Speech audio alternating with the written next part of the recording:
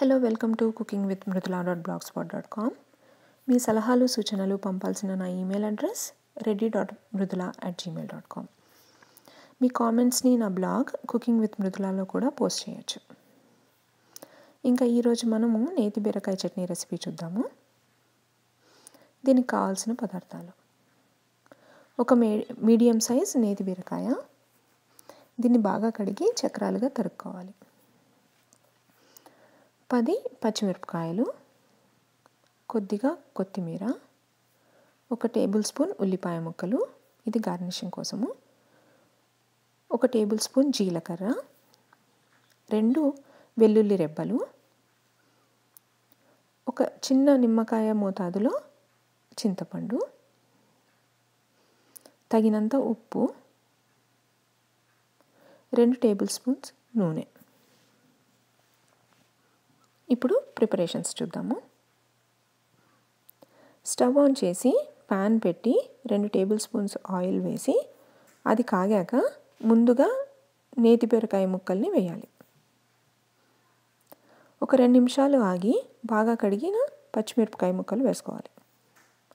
ఆ తర్వాత కొత్తిమీర కూడా వేసి ఒక 5 నిమిషాలు వేగనివ్వాలి. నేతి బీరకాయ కొద్దిగా మెత్తబడ్డాక ఇప్పుడు కడిగిన చింతపండు కూడా వేసి బాగా కలిపి ఇంకో 5 నిమిషాలు వేగనివ్వాలి. ఇప్పుడు స్టవ్ ఆఫ్ చేసి వేయించిన మిశ్రమాన్ని ఒక ప్లేట్లో వేసి చల్లారే వరకు పక్కన పెట్టుకోవాలి. ఇప్పుడు చిన్న మిక్సీ జార్లో ముందుగా ఉప్పు, వెల్లుల్లి రెబ్బలు, జీలకర్ర వేసి కచ్చాపచ్చాగా గ్రైండ్ చేసుకోవాలి. అంటే 2 సార్లు పల్స్ చేస్తే చాలు.